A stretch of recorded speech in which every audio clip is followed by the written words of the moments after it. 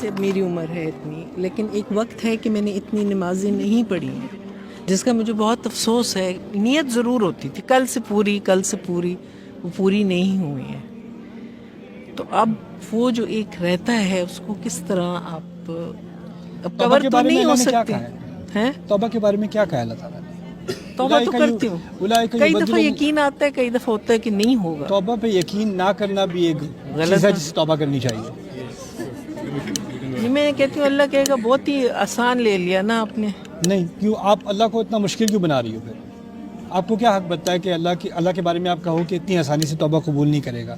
جب اللہ کہہ رہا ہے آسان بنا لیا نا بیٹا. دیکھیں، زنا سے تقارب کیا گیا ہے یا اس کی تشبیہ دی گئی ہے ربا کے ساتھ نا، اور ربا کے معاملے میں کہہ دیا ہے عفا اللہ عما سلف، جو ہوا وہ ہوا.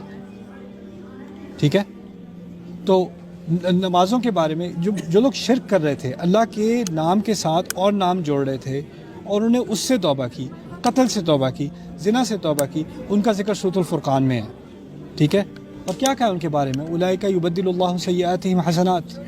وہ ایسے لوگ ہیں جن کے گناہوں کو اللہ تعالیٰ صرف معاف نہیں کرے گا، ان کے گناہوں کو اچھائیوں میں بدل دے گا. اللہ تعالیٰ کی رحمت اتنی بڑی ہے، یقین اتنی زیادہ ہے، اسی پہ تو چلتے رہے نا. اسی لیے توبہ پر شک نہیں کرنا چاہیے. صحیح. اور توبہ پہ شک کرنا اللہ کے ساتھ بدگمانی ہوتی ہے، نہ کریں. ایک اور چیز، ہدایت زیادہ پانے کے لیے کیا کوشش ہو سکتی ہے؟ زیادہ ہدایت کا کیا مطلب ہے؟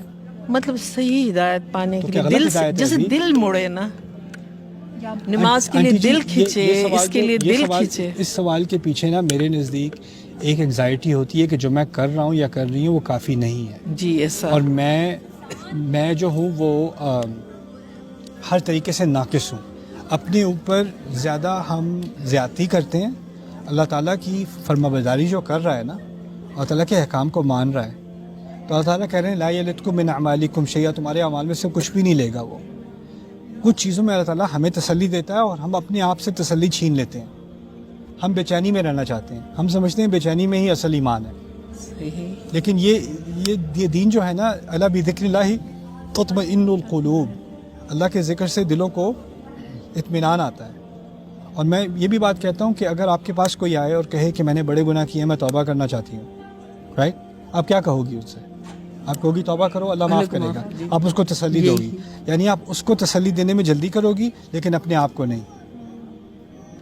ٹھیک ہے نا؟ یعنی آپ اپنے آپ کو اس نظر سے نہیں دیکھتی جس نظر سے آپ کسی اور کو دیکھتی ہو. کیونکہ ہماری سوسائٹی میں ایک تو ایک روحانی مسئلہ ہے، ایک نفسیاتی مسئلہ بھی ہے. نفسیاتی مسئلہ یہ ہے کہ بچپن سے نا ہمیں ہر چیز کے بارے میں گلٹ کیا جا رہا ہے. تم نے یہ غلط کیا، یہ غلط کیا، یہ غلط کیا، اللہ تمہیں کبھی معاف نہیں کرے گا، ایسا کرے گا، ایسا ہوگا، ویسا ہوگا. فلانے نے تو اتنی نمازیں پڑھی، پھر بھی پتہ نہیں اللہ قبول کرے گا کہ نہیں، اور یہ پھر بھی اللہ قبول کرے گا کہ نہیں، پھر بھی اللہ خوش ہے کہ نہیں. یہ بار بار اللہ کے بارے میں جو بدگمانی ہے نا، یہ ہمارے کلچر کا حصہ بن گئی ہے اور اس وجہ سے ہماری روحانیت پہ بھی اثر پڑا ہے.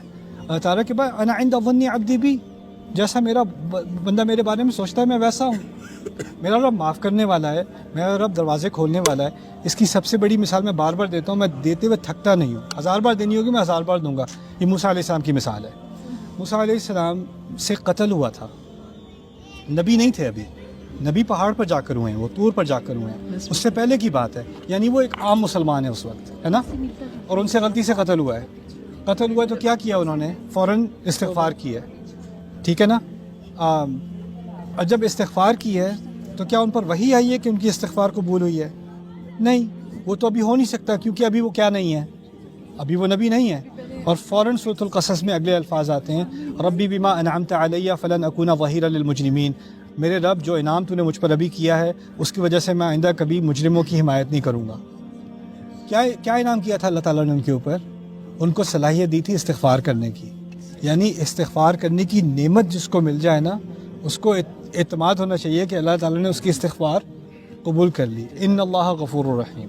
رائٹ. ایک چیز کل آپ اور کہہ رہے تھے کہ میں نے انسان پہ بہت بوجھ ڈالا ہے. آپ کسی کو سمجھا رہے تھے، ذمہ داری کی بات ہو رہی ہے. ذمہ داری، جی.